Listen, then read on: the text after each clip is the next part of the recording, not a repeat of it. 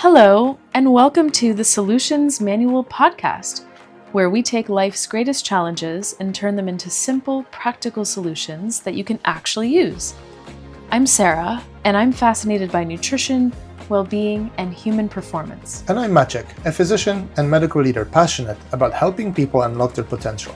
What unites us is a deep fascination with how the human brain works and how to train it. Together, we will show you how you can rewrite your life story by retraining your brain. Join us as we explore the intersection of science, the brain, leadership, and personal growth. Let's get started. Welcome back to the Solutions Manual podcast. We are so excited to have Jane Tarrant with us today. Jane is a breathing habits expert. She is a leading educator in breath, and we are so excited to hear from you. We're going to dive into some of the myths, some of the science, and some simple things that you can start doing today. So welcome, Jane, to the podcast. Thanks so much. Let's get cracking, shall we? Yeah. Yes. So tell us maybe just your story. How do you become the breathing habits expert? Well, as I like to say, it comes from me just having been a really, really bad breather. So with all these things, I think you have to have had that struggle yourself or have had something that's got you interested. And for me, I was a mouth breather. I felt like my nose felt too small ever since I was about 7 years old. I noticed it. And I'd breathe through a bit through my nose, but not enough. And it would be mostly through my mouth.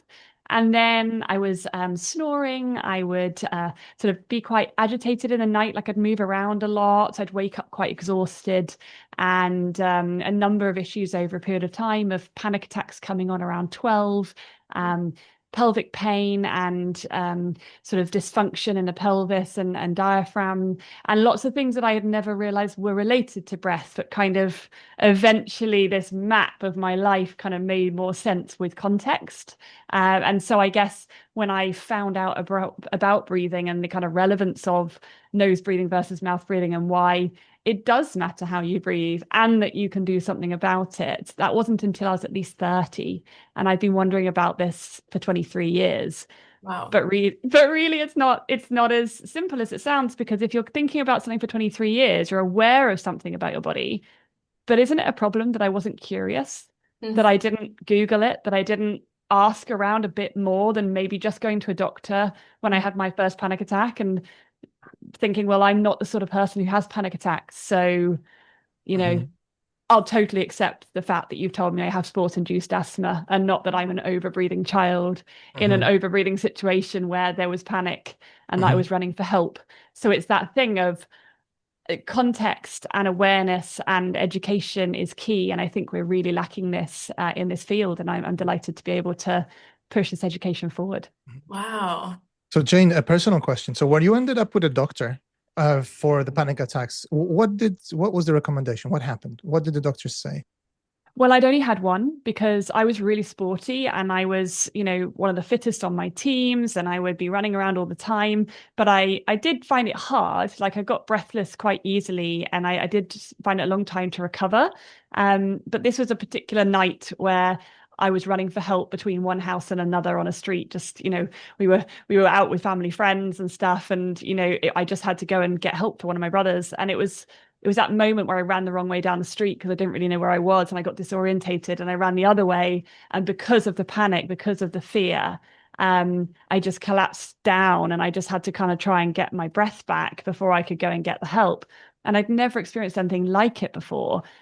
So when I went to the doctor and explained what happened, they just said, because I was running at the time, that I didn't seem like somebody who was generally anxious, that it was sport-induced asthma and that I should have an inhaler every time I did sport. And so from then on, every time I didn't have my inhaler or I hadn't taken it yet, or I started to feel breathless, I would feel fear in my body and I wouldn't feel empowered to do something about it. I would feel that I needed this inhaler.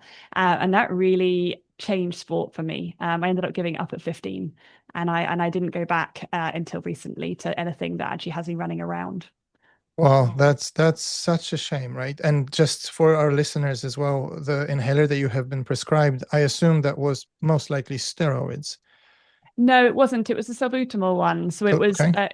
It was oh, I don't believe it Hmm. was. So it was just a simple one to kind of help open up in that moment. It wasn't one of Yeah. the most severe ones. Hmm. And it wasn't classed as asthma, it was just sport-induced Sport asthma. induced. Okay. But whenever I hear of a child that's had this scenario, I always look at their face shape, look at like the shape of their teeth and how large their nose and jaw area looks, and whether they're likely compromised on space, like I was, where their Mhm. neck posture is, with their heads forward, tilted forward into kind of a forward head posture to try and get more air in, and whether their tongue position is wrong as well, and then whether they're breathing into the upper chest. I'm much more interested in how we breathe and not sort of outsourcing this help away from our own bodies, but instead knowing what we can change within our bodies to optimize ourselves, even if we have an impacted structure, which can be caused by how you breathe and things as you're a kid.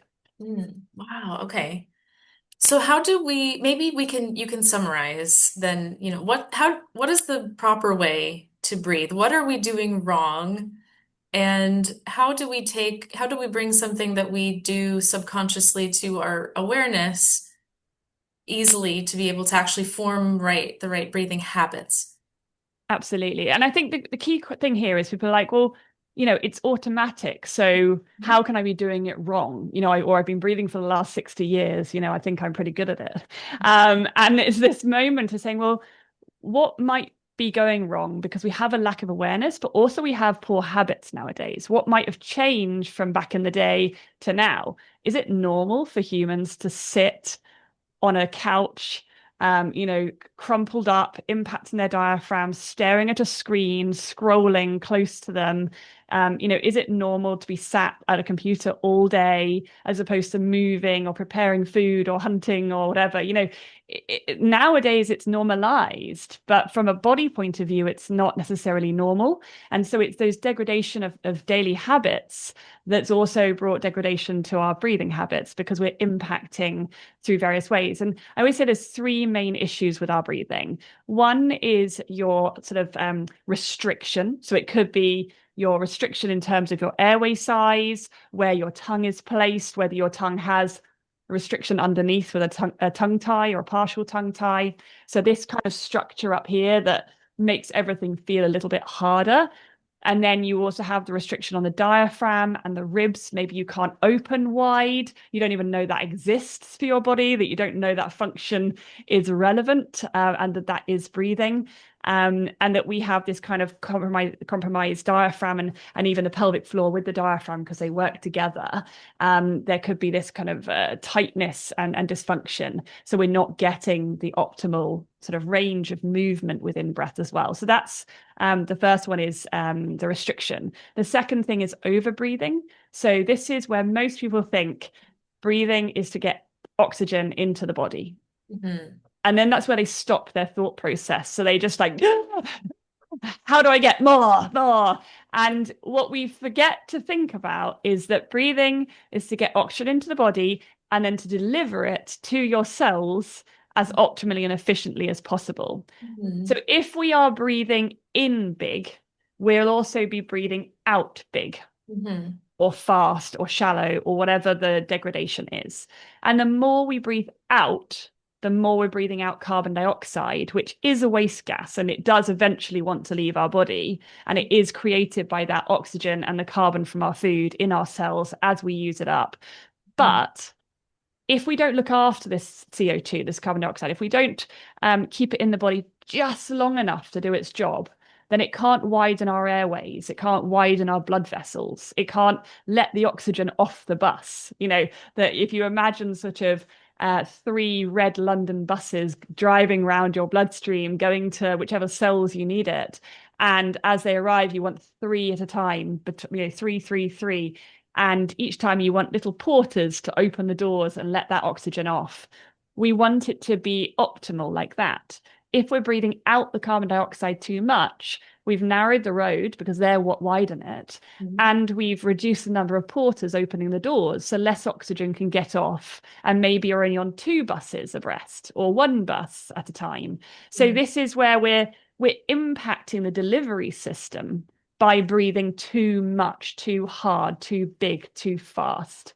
And so reducing our breath down back to optimal levels allows us to just feel less tired, to recover quicker during illness, during sport, after sport, to think more clearly. If we're having a panic attack, just slowing that down, pausing, coming back, getting it right back to an optimal amount, you can suddenly start feeding oxygen to your brain again and start thinking more clearly. And then you can use talking therapies or whatever other things you might want to use as well. But you need the two together, the body with the mind, to work together.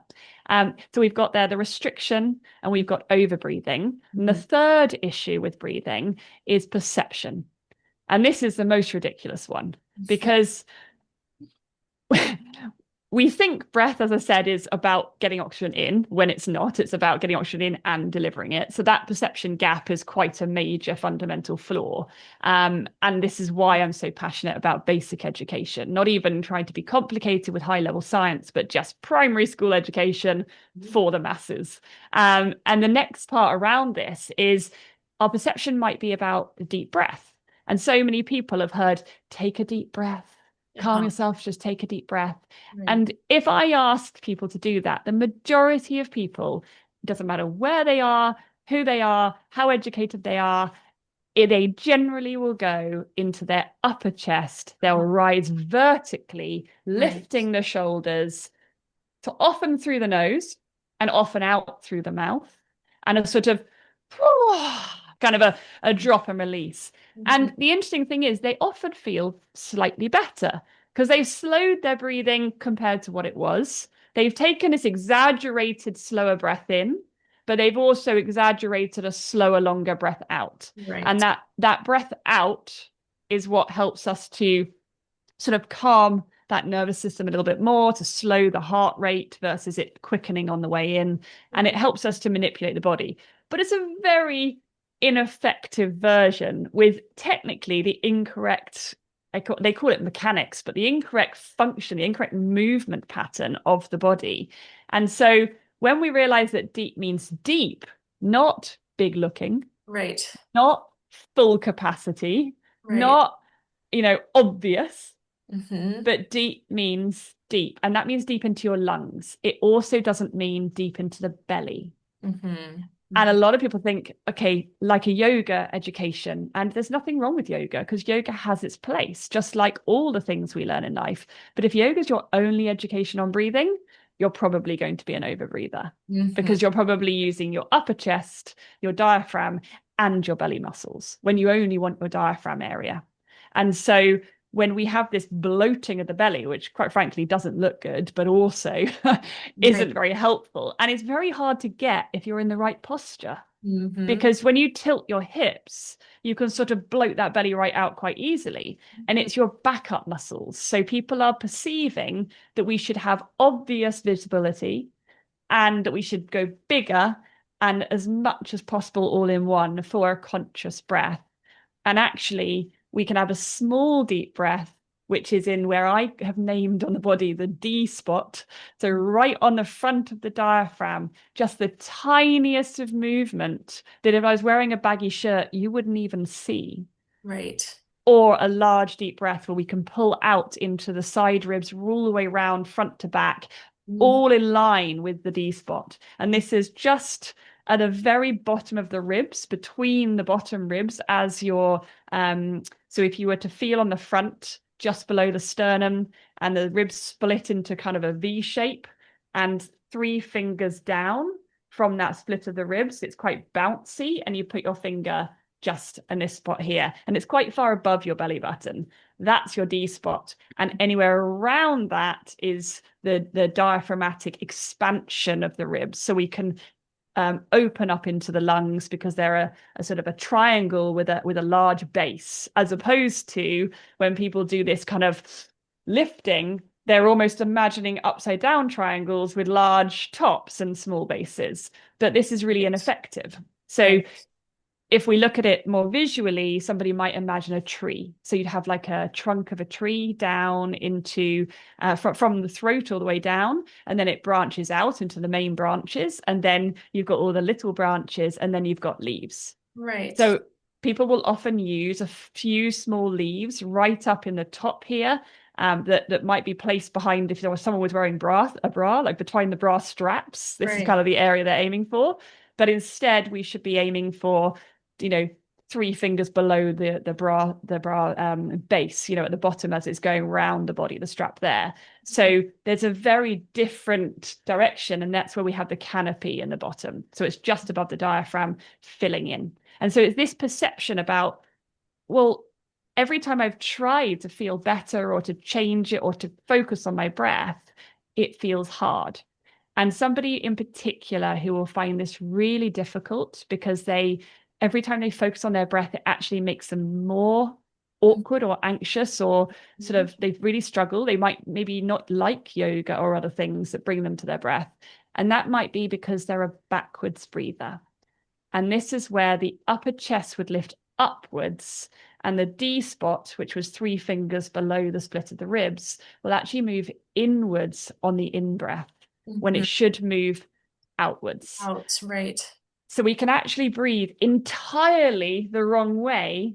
And this is often linked with somebody who's experienced some form of trauma, who's had some form of sort of held function, maybe has also worn very tight clothing or something that's restricted any positive movements. And so this pattern matters hugely. And most of us have absolutely no idea what our ribs are capable of, what our diaphragm's capable of, because we've never been shown, we've never felt anybody else, we've never seen an ideal example and recognized it as what we should aim for. So there we go. You've got the restriction, the over breathing, and you've got the perception issues that basically make our life less enjoyable than it should be. Yeah, so Jane, you have so far used at least two different terms, I guess, to describe or related to breathing. One was, of course, the what we call the breathing volume, so the amount of air that you can take in into the place where oxygen actually can get into the blood and then deliver to the tissues, which you describe as a tree, which is kind of in fact actually a reversed tree, right? Because the lungs, the trunk is where upside down. is upside Yes. down. That's why the breath with the upper part of the body draws air into the dead area where the oxygen exchange doesn't happen, right? It needs to go all the way.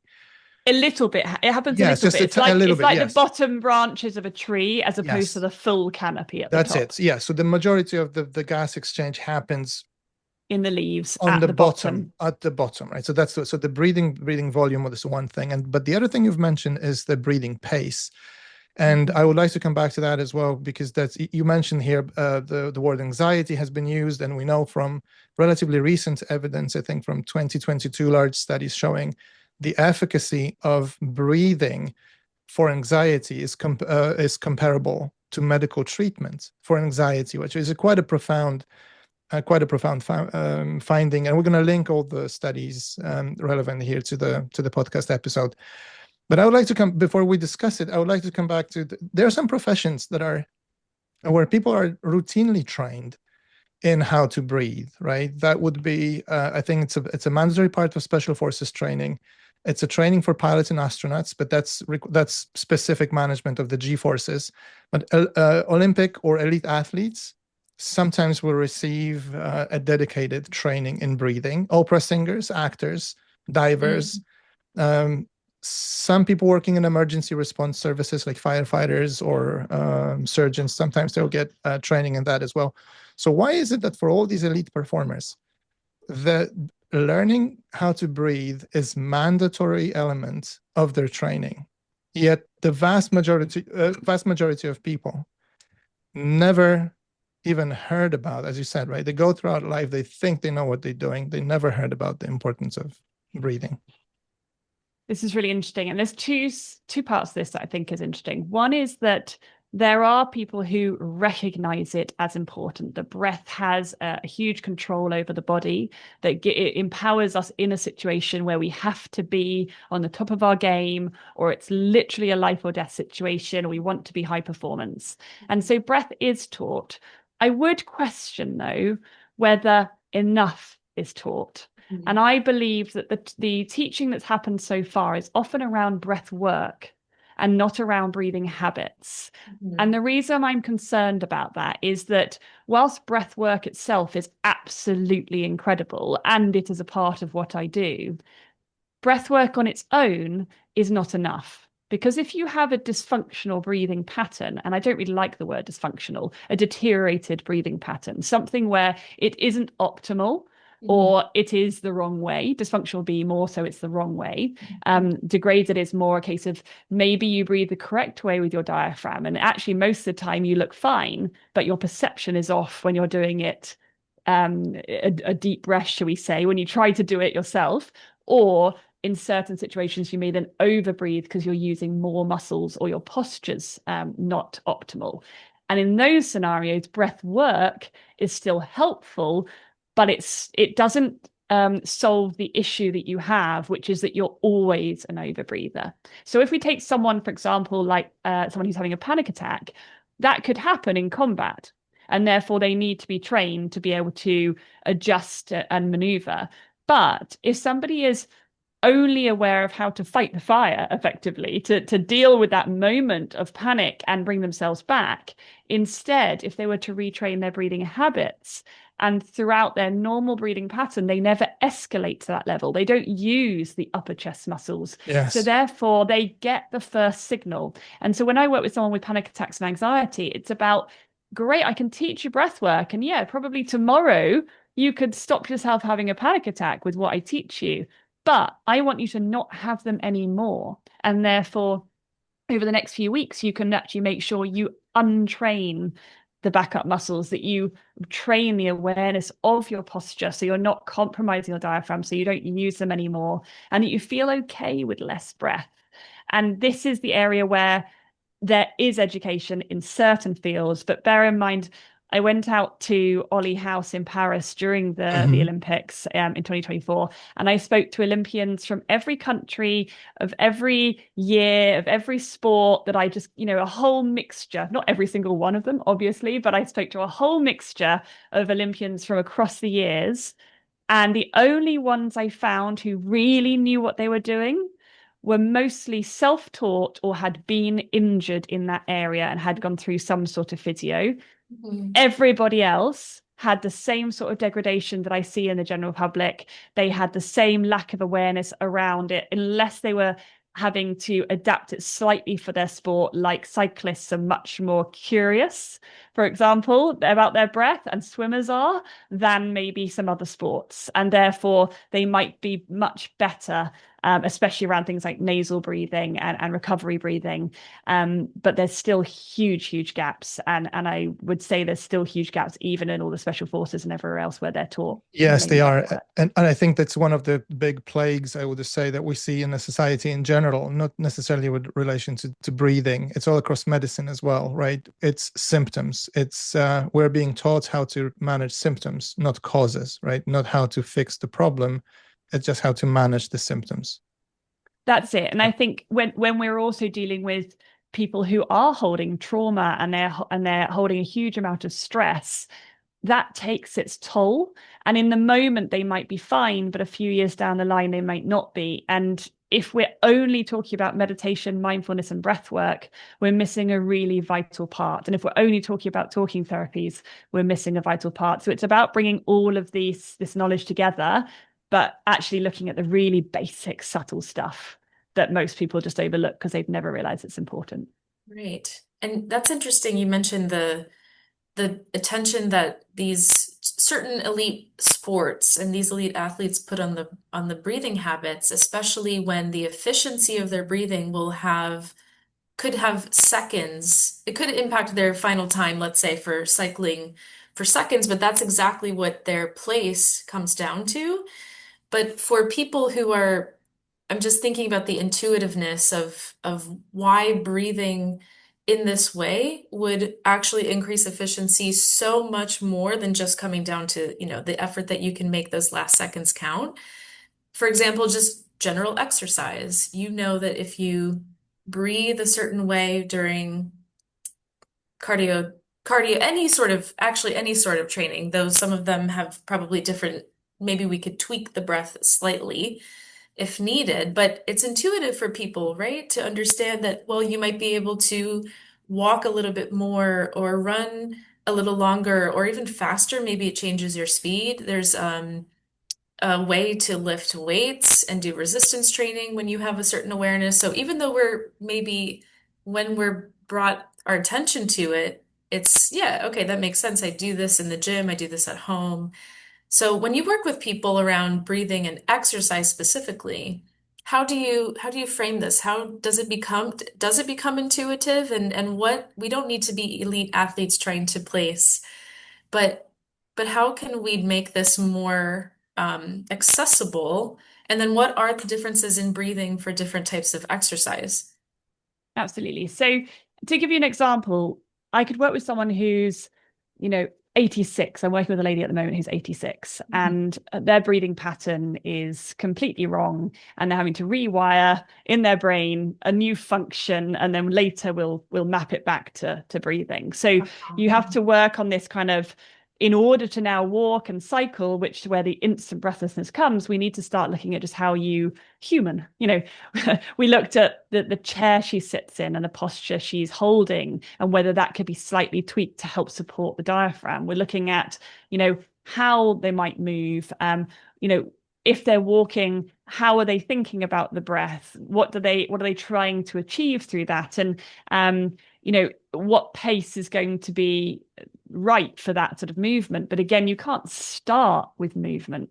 You have Yeah. to start with stillness. And I think a lot of people, whether they're already sporty or whether they are, an athlete at a top level, they're so interested in be like, right, I'm a runner. Let's, on my next run, what should I do? And I'm like, well, there's probably going to be 8 weeks of training, and you're probably going to do 6 weeks of that mostly as just when you're not running. You can also apply bits of it, but it's like trying to say to someone that you're running as at 5K but your nose is still on the couch.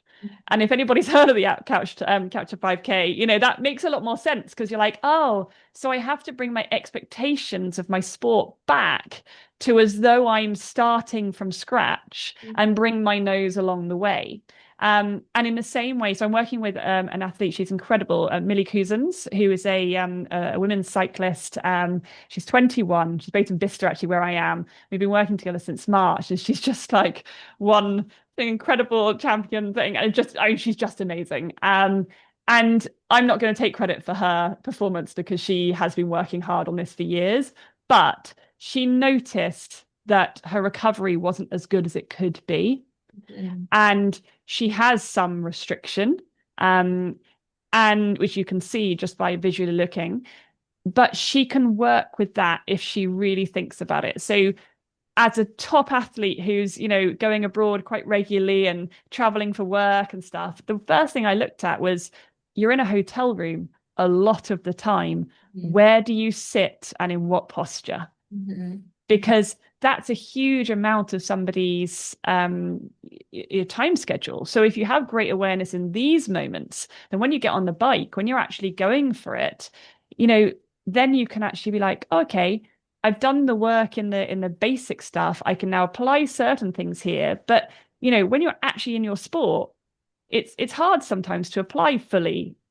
So that's not where you get the biggest gains. You get the biggest gains when you're not in the moment. In the Right. same way that you can manipulate your breath for weightlifting, for running on a machine, for, doing some squats, and depending on whether you're doing long-term exercise or short-term, depends on how you need to breathe as well. So a 100-meter race is going to need a very different thing to a 400-meter race, for example. But to see someone like her just make incremental changes to the expansion, to how she thinks about the first recovery breath she takes and what that looks like, and these sorts of things, that's when you start to see the case of, these 3 golds and a silver that have just come in quick succession. This Mhm. is incredible.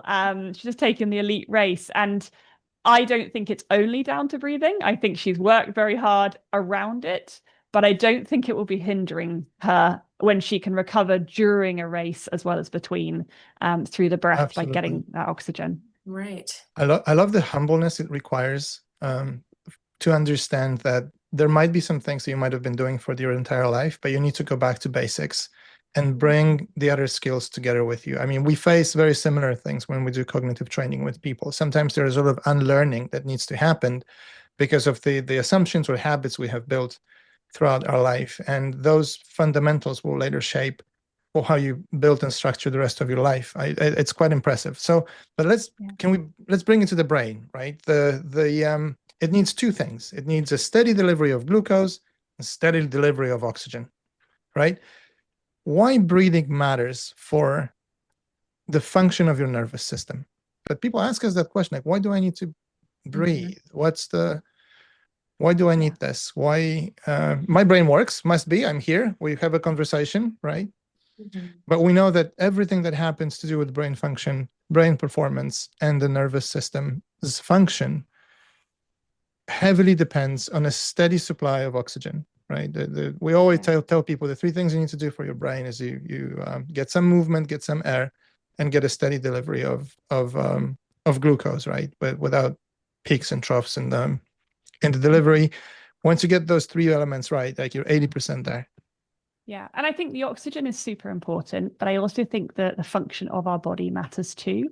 So if I was to have oxygen, but I was breathing quite fast and I was tense and restrictive, then I'd also be feeling much more tired, yes, but also I could be struggling to switch into the right nervous system. So if somebody's, for example, trying to go to sleep or they want to digest something, we want to be in the rest and digest side of the nervous system, so the parasympathetic side. And if we struggle to switch to that because we're chronically kind of wired and we struggle to switch over, that person might still be getting kind of enough oxygen to operate. They may be a high functioning athlete or even executive or whatever, somebody who's top of their game in their workplace and their brain feels like it's working fine, but their nervous system is undermining them at the same time. So when we're trying to sort of improve that nervous system, we can only do it certain ways, and the breath is the easiest way in. It is a very simple response of the body that one thing knocks onto the other. So it will impact your heart rate, it'll impact your nervous system rate. The quite cool thing that I learned a while ago, which I love, is that we actually have erectile tissue in our nose, and that one nostril will open as the other one closes slightly, and then it will switch around. And this is meant to be linked to our nervous system as well, and kind of where it's placed. And quite fun if you get your phone screen and the black screen and just sort of exhale onto it to see which nostril's more open at the moment, and whether you're kind of in your rest and digest, which people sort of say it's towards the left nostril. And but it always doesn't always show up perfectly, and this is often an interesting one when people have got restriction in the nose or when they're chronically stressed, and so this can change. And then obviously it comes down to kind of heart rate variability as well. So I would like to say that there's a simple explanation here, but I actually think it's far more complicated than any of us are fully understanding. And, I'm not a scientist, I am an educator, but I do see time after time that impact of being able to connect with the breath and using breath work, yes, but also it's that what you're thinking about the breath and whether that can then impact you. So I think if we have a lack of empowerment and we only have breath, then we're not maybe getting the same benefits for our brain or our nervous system than we would be if we're just sort of changing our breath on its own. And this, once somebody becomes more empowered, this seems to be a much quicker response to get the result. And I liken it to, let's say you are a kid and you first go on a staircase and you're just sort of stepping down very carefully and bum shuffling. And then you start to walk, holding on a bit faster. And then you don't really need to hold on. And then you can run down the stairs. And then you get to the age where you put your hands on the banisters, you swing your legs and you sort of land 6-7 steps down the staircase. Now, that requires practice, confidence, empowerment to get to that type of efficiency on a staircase. It doesn't mean it's what you'll use all the time, but there's an ability there. If we are not empowered in our breath, if we don't know how to access it, we don't know how to use it, we don't understand how it works or that it's beneficial for our nervous system and the rest of our body in general, quite frankly, then we're never going to get that instant benefit. Whereas somebody who's well trained, who has good habits and needs to just boom in that moment to just, I've got 2 breaths before I leave this door and walk in that door to my next meeting, and I have to be composed. And I've just come from a very difficult situation. I'm going into another difficult situation, and I cannot carry that part of my nervous system from here to there. And I need my Absolutely. brain to be thinking. That moment, if you don't train for that, that transition is going to be not impossible, but very, very difficult.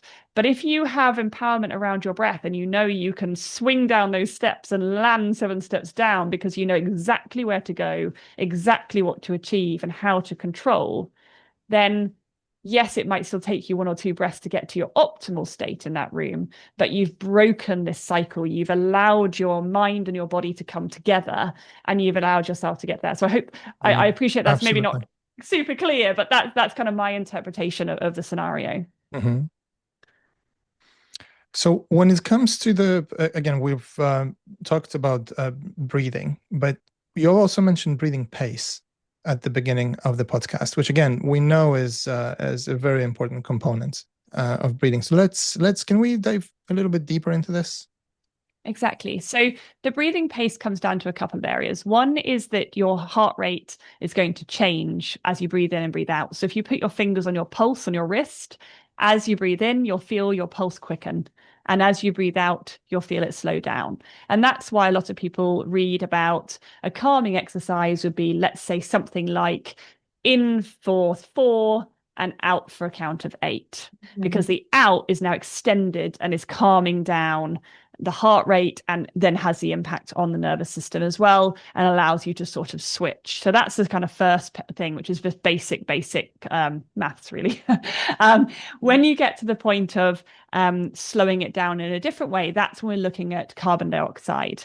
So if we're restricting, i.e., we're using the nose, those 2 little nostrils, that's going to help us reduce the flow out. Some people, for example, runners, will breathe in through their nose and breathe out through a fake nostril that they create with their lips. And so they're sort of using this rhythm still, this kind of calm, slow, or slower than they might achieve rhythm. Some are much faster than others, but they're using this kind of backup method through the mouth. And we have a benefit there that they are slightly slowing down versus wide mouth dumping. But because somebody who overbreathes all the time is struggling with what's called a CO2 tolerance, the need to get it out quicker is greater. So to describe this, in the back of our brain, we get a little signal. So if we were to hold our breath, or we were to exercise with slower breath, we would get to a point where we want to go and we need to breathe again. This is a natural trigger of our body. But when we overbreathe because we're breathing too hard, too fast, too shallow, whether it's through the mouth, upper chest, whatever, because that's even very slightly 20,000-ish or so breaths a day, bearing in mind that can fluctuate hugely depending on how you breathe. But because we're doing that all the time, when we try and apply it in an exercise format where we would benefit from this slower breath compared to what the huffing and puffing we end up doing, it's not accessible to that person, because every time they speed up, they close up their airway because there's less CO2. And if they're not nose breathing, they're not making their nitric oxide either. So they're not getting the benefit of that as a dilator. So they're kind of, these gases that are meant to be supporting them aren't. And it's sort of and that's kind of the panic attack end. But then if you slow it down and you bring your pace back to an optimal level, this is great. Da da da da da da da, and then bam, there's a wall the other side. But that wall shouldn't be there. That wall is in the middle. It's a bit like having a tennis court, and what should be at the very back line is now at the net. That's not much fun. Like, that's not a fun game to play. And so you would have to train that CO2 tolerance. So how your body responds to the buildup of carbon dioxide, and allowing it to get to more optimal level where it doesn't trigger you too soon anymore, because you no longer breathe too fast and expel it too quickly. So by training that day-to-day breathing, you get to move it back to the back of the tennis line, and now you have a full game to play, and it's a much more enjoyable space where you can sort of float around in the middle here, no longer hitting the panic attack end, but also no longer hitting this sort of breathless, I need to dump end. So if I'm training a runner, we'll learn that they can dump, but not every breath. Mm-hmm. Plus, their Mm-hmm. tongue position matters, and their tongue position also impacts their nervous system. So, because it's the whole alignment of the body as well. And when the tongue position is in the correct position, right in the roof of the mouth, when we say N with the tip of the tongue slightly behind the front teeth, and then lifting the rest into a seal, this is the correct tongue position, allows us to optimize nasal breathing. So then you can keep it through the nose, which is your filter for viruses, bacteria, particles, allergens. It warms and moistens the air, which, especially if you're running and you want optimal lungs that are working as this damp area as opposed to a dry, arid external organ, we want this optimal efficiency. And so it comes in so many layers. And it seems crazy to me that the idea of teaching someone that they need to use their nose to breathe at any age, it just seems a bit ludicrous that this is at this time. I feel like we're going to look back at this on 50 years and be like, can you believe that we used to have to be taught to use our nose to breathe? Like, that this is not just Yes, standard. and yes, your mouth and teeth, that's part of the digestive system. That's not part of the respiratory system, right? Just because we can use it in emergency doesn't mean that's the way it has been designed to do. And there's much more than just the how. It's also the other benefits that you get from breathing through the nose that are not obvious, and the filtration, the changing of the temperature of the air, and all the other benefits, and the immune benefits you get from this.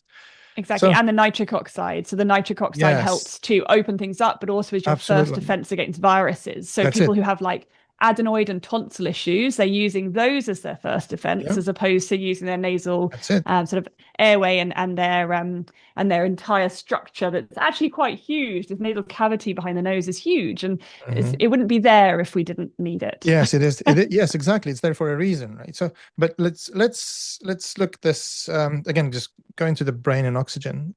Brain weighs approximately, well, it's a 2% of a body weight of an average adult.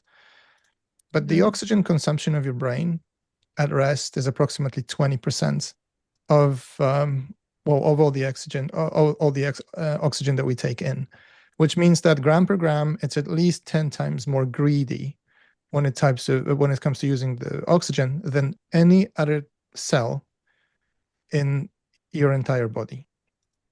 So purely from the energy demand and from the oxygen demand, we can already see that there's a huge importance of breathing habits on your ability to properly oxygenate your brain, right? And even brief reductions in the oxygen supply to the brain will have a massive impact on your ability to make judgments, on your working memory.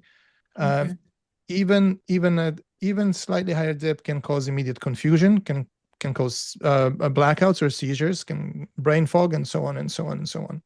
So you have this huge energy, kind of an oxygen diva almost living inside of you, which weighs a little bit, but requires the vast majority of your metabolic budget.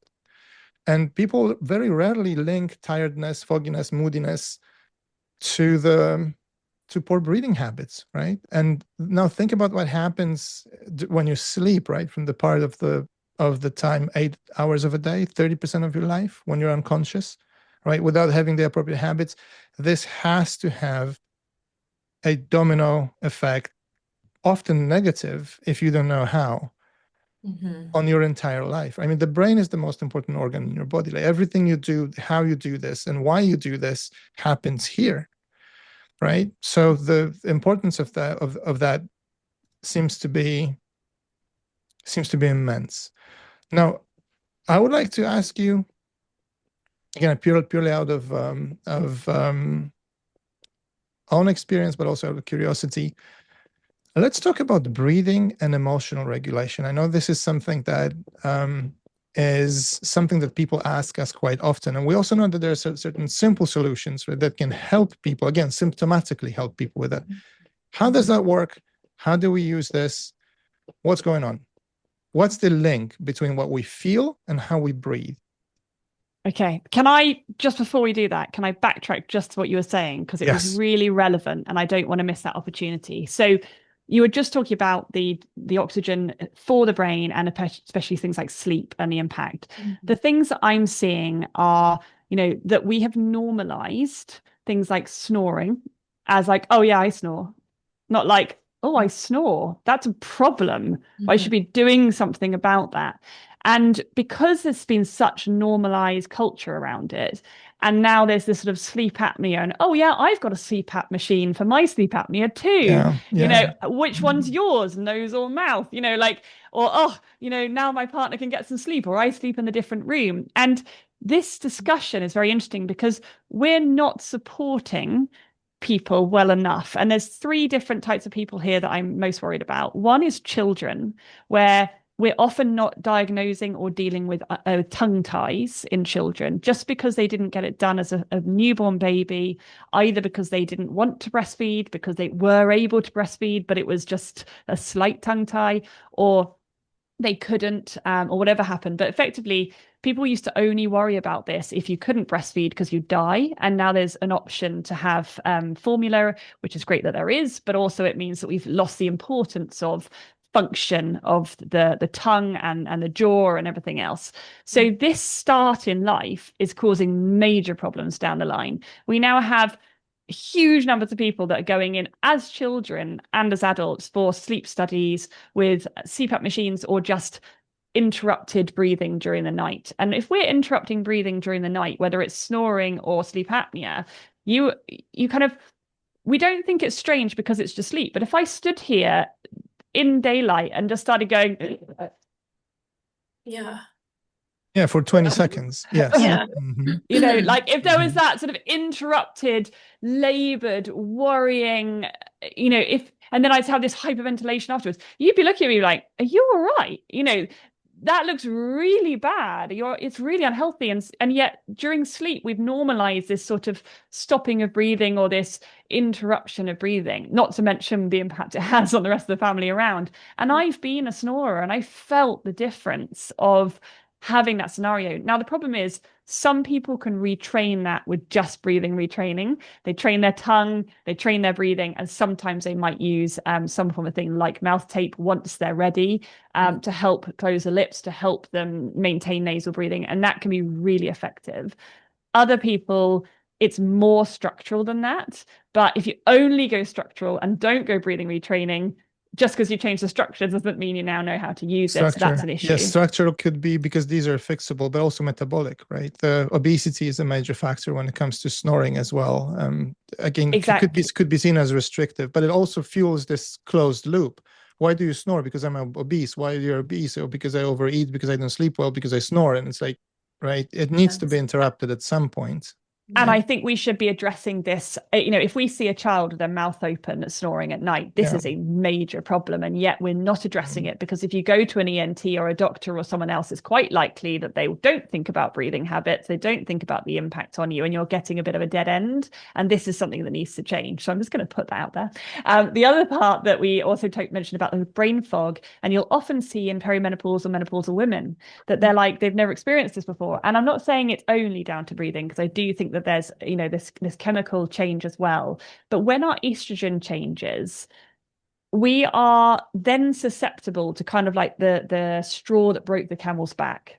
So if I see somebody who I can see at 30 and 40 that they've got the wrong breathing pattern, but they're quote unquote fine, and the problem isn't big enough, and they're too busy to like prioritize their own well-being, their own emotional regulation, their own sleep quality, etc. They've just Absolutely. accepted that they are a stress professional, they're exhausted all the time, but that's life, and maybe they're just getting old and it's all a bit too much and I haven't got time to look after myself. And that's all very well while you're like, you know, coasting around burnout. Then you do the burnout bit, that's fun. Then we get past that and we go back to work. We realize that we've made quite irreparable damage, and actually that burnout was a real sign, and part of that will be your breathing.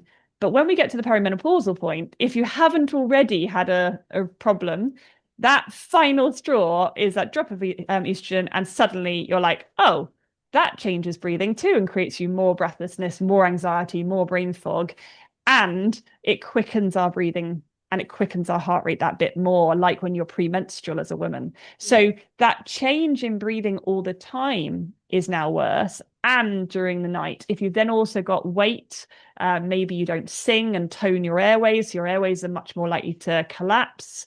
We've got a lot of stacked issues here, all of which, if we had breathing training, if we had awareness, if we understood what we could do earlier, we wouldn't be hit with such a sort of truck at the end. And this frustrates me again, because there's not enough education for children. There's not enough education for women at this stage of life. And then you've got the general public, who are going to be struggling, whether it's weight gain or, just lapsed habits. Yes. So there's And again, these normalized now, right? As you said, completely normalized now, as if this was something good or acceptable. Well, then you have the Exactly. healthcare system that you have mentioned as well, where you are not going to get the treatment for this because the healthcare system has been designed, well, not to make you thrive. It's been designed to keep you alive. And there's a massive difference Yeah, but between there are the latter and changes the former. coming. There are Hopefully. changes coming there, but it's very slow. And for them to change the actual protocol is a little bit like when doctors, I mean, I don't know if you've ever heard the story, but back in the day when doctors were going between sort of autopsies and live Yeah, patients, and people were without washing hands. Yeah, yes. exactly. At what point would somebody be able to admit that they were wrong, that they've been doing it wrong, and that it needs to change? And that's kind of where we're at with function of the airway and the body in general, where the medical field, some of them are like, hey, what the hell are we doing? We're all changing it. And they're up against the guidelines, which are, it should be in these guidelines, otherwise you could get in trouble. Yeah, And this because is a really big difference. the guidelines tend to reduce the cost to the system, right? By providing some basic care, right? Those things are available privately, but one, you need to know about this. Two, it costs a lot of money. Yeah, exactly. So, it's now, if you don't have private options and you don't find the right private provider, you cannot get the care you need. But if you are in that situation, you can start to change the narrative. So it's going to take a long time. But going back, thank you for letting me do that. Going back to your emotional regulation, Yes. what we're finding here is somebody who I'm going to take an example. So clients that I'll often work with are people who have had some form of challenging childhood. And it could be that they had something really bad that they perceive as really bad, and that is very traumatic. Or it could just be a period of time that felt a bit unsafe. Something didn't feel easy, and they didn't like how their body felt during that time, and they went into a sort of self-protective mode. We can also see it when somebody's had sort of like a narcissistic boss or something like that, where they've been in a workplace, they're striving, and these people are often high performance professionals that are bloody good at what they do, and they achieve way more than you'd imagine. They're probably quite good at sport as well, or something else. They don't just excel in one area, they're pretty good at all around. And of course, the burnout is potentially going to be a bit more looming. But it's this area of, one, not knowing how to look after your own body, and then two, just not realizing that you need to. And what we find here is a massive disconnect. So a disconnect between the brain and the body. And one of the reasons I call my business Link Breathing is that concept of linking the brain and the body back together, not using a device to tell you what's happening, but to feel the connection and regain that belief and that connection back in your own body again, as well as the link that it can have with everything else in your life. So it's this beautiful area of, what if I don't know how to recognize a feeling in my own body? What if I become detached? What if there's this blockage? Or if I don't feel that I can feel better? I've never realized I have fear around breath, but actually, if you asked me to notice or change my breath, actually, I'm more likely to tense or to quicken. And in those scenarios, for example, I might say, we're not going to use the word breath or breathing, because for you, that's unhelpful. And so I actually use an entirely different language during training. But for emotional regulation, if you've never known how, it's an incredibly difficult journey to go on. And yet it's crucial, because without that, you can't get to that thrive state. You're always going to be in a survive state. And that's where we often see this backwards breathing, or this much more quickened, exaggerated breathing. But once somebody learns where their D spot is, and they can learn to push that the right way as opposed to pulling it in the wrong way, and they can connect with a spot on their body, not just, oh, breathe deep into your lungs or into your belly or into your feet or whatever they've heard before, but this concept of like really connect physically and mentally with a part of your body and actually regain these neural connections. This is where I start to see progress in this area. This is where they start to be able to make change and to feel calm.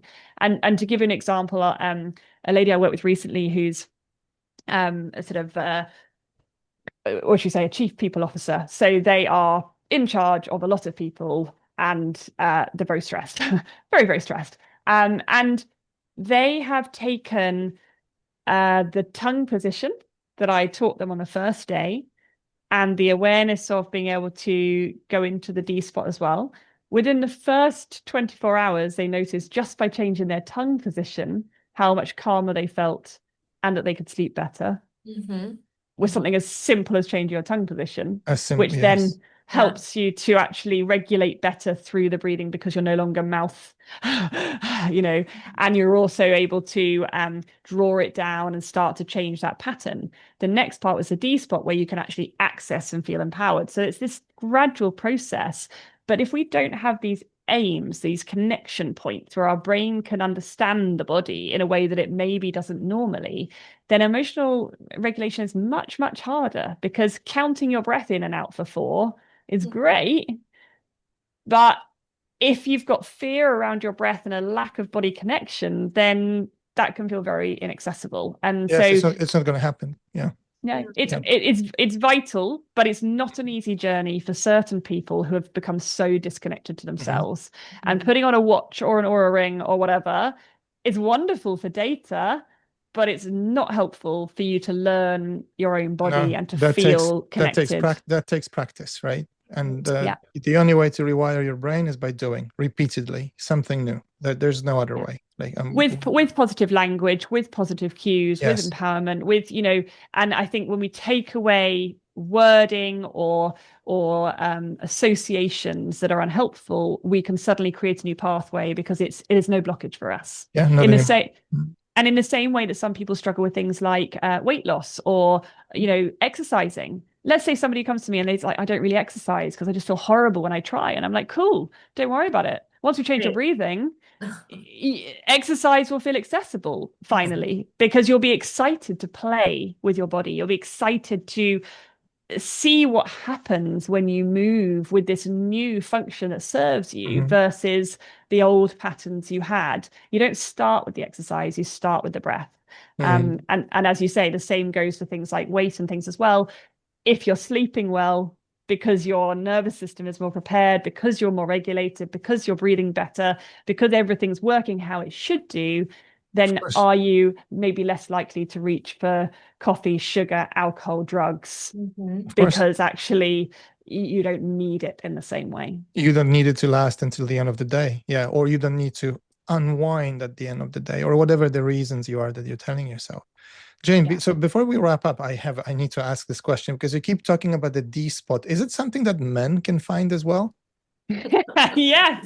So I felt it was about time we had a spot on everyone's body, not just women's, and that you could find immediately, anytime you like. So the D spot, let's just clarify it. So it's called the D spot, that I named after the diaphragm. It is, if we find it just below the split of the ribs, so if you go down the sternum, from your neck down the hard bone of the sternum, where it starts to go soft in between, you'll feel the split of the ribs, and you just go 3 fingertips down. So if I pull my screen down for anyone who's actually watching, it's often the first spot is often hidden behind a bra strap. So most people know where a bra strap would be. And then you 3 fingertips down, and then you put your thumb on the bouncy bit. My belly button is actually quite far down compared. And it's important that posture is upright, because if your posture is slumped, you actually block your D spot. So the important part about the D spot is it is not only the spot to aim for breathing, it's the spot to use to change your posture to support your breathing through aiming to have better breathing, not aiming to look better or to go through finishing school. So it's this idea of just one simple location. And as the air comes into the body, we should feel that D spot move away. And then it stops.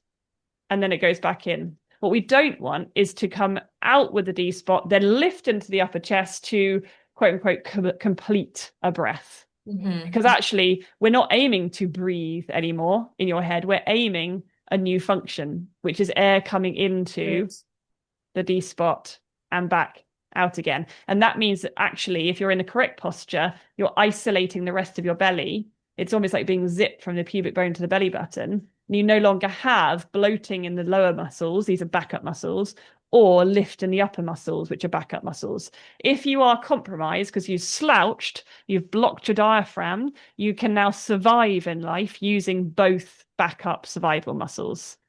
And we need to be able to do that, just as we need to use our mouth for, right now I'm talking. I will always be more tired on a day I'm talking.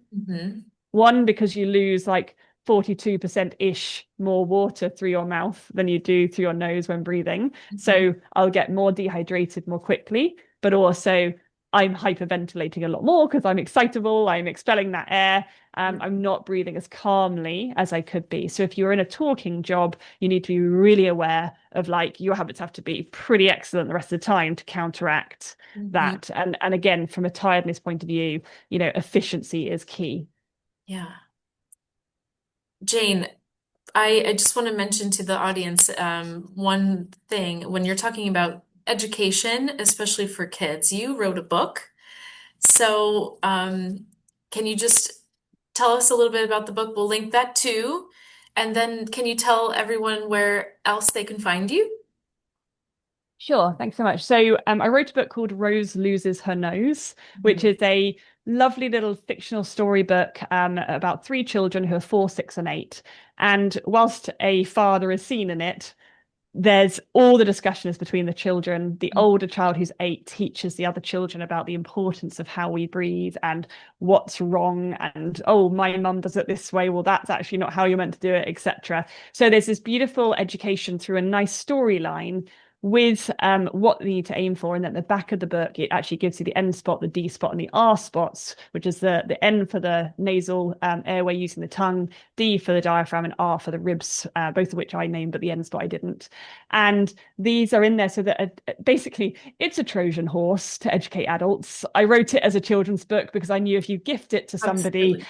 for their kids, they're probably likely, even if they're the most busy executive or CEO or whoever that never has time for anything, they'll probably Very read, clever. this 7-minute book to their kids, but they won't read Breath by James Nestor. That's amazing, but much longer. It'll sit on their shelf. So that's why I wrote a kids book. I tell you that's true because I've given this to my sister recently to start reading to her son who's very young. So Trojan horse at least is Works. planned. It works. Yes, but Well I done. think it's also amazing that if you manage to read it to children, and we know that things that you read to children stay with them, you equip them for Yes. success for life, right? That's an amazing thing to do.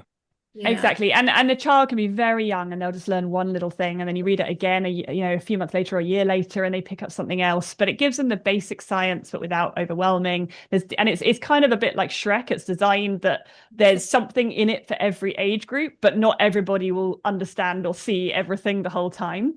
And then on top of that, if somebody wants to get that's in the UK only at the moment. I'm hoping to go worldwide at some point, but some should email me if they've got any questions on that. And then the other place to get the same sort of education, but in 15 minutes, is my TEDx talk. So how to optimize your breathing habits. And this one is designed for anybody to basically get a concept of the science, to understand the story behind it, and also to actually learn to apply it and to see me visually teach on stage. And I wanted it to be a help guide as opposed to some snappy title that makes people click. It was a long-term educational piece. And on top of that, my website is linkbreathing.co.uk. And I've got a load of free resources, including a tongue training video on there, a load of blogs and other areas. And I even do a free masterclass every so often, so people can sign up for that and be on the waiting list when I next hold one. So yeah, there's lots of information on there. And I also show up on LinkedIn under Jane Tarrant, sharing as much as I can that's fun and getting it out there, because I really believe that if you're going to educate, it has to be fun, because we learn so much more. We're much more likely to be engaged. And I don't really care how educated somebody is or how high they are up in their company. They haven't got the headspace to learn at a top level if it's not their thing. And keeping it simple and keeping it fun and keeping it accessible is the way to get this across the world, which is sorely, sorely needed. So thank you for being part of that with me today. Thank you so much, Jane. It's been so wonderful to hear your beautiful metaphors, and we've dug into a little bit of the science, and I guess maybe for people, what's the one thing you want someone to take away, and what they could do today? Is there something that you would tell someone listening to take from our conversation? I would say it's to realize that how we breathe is important, and do with that what you will. Some people are not ready to address something, but the very knowledge they know it could impact them, and that maybe it's something to think about at some point, but also to be able to feel empowered to help somebody else, because so many of us have a family member who's struggling with asthma, anxiety, panic attacks, snoring, mouth breathing, breathlessness, slow recovery, low energy, poor sleep, high stress, burnout. Like we've all got them. We know exactly who that person is in our head. And I think so often we desperately want to help the people we love around us, and we are so ill-equipped because we're so uncurious about our own bodies, and we're so uncurious about how to support in a way that isn't go to your doctor or do something else. And it's not that you shouldn't go to your doctor, but it's that you should be empowered to learn about your own body, to feel like you can get curious about your own body, ask the opinion of a doctor, but don't only ask the opinion of a doctor, and go and actually find out what your body needs, as opposed to what might happen when it's bad enough to put a sticking plaster on. And I think we could really just take that away. And if anybody wants to just sort of keep me front of mind, then either find me on LinkedIn or follow me on Instagram at Link Breathing. And I'll pop up again when you're ready. You might see me for a year before you ever even think about it again. But that's what happens for a lot of people. They just follow. And one day they see something that's relevant and they're ready. And it's the time for them to do something about it. And it's just that education for that reason. Beautiful. Thank you so much, Jane. It's been Thank a you, pleasure. Jane. Thank you so much, both of you. It's been amazing to join up and help spread the word. Thank you so much.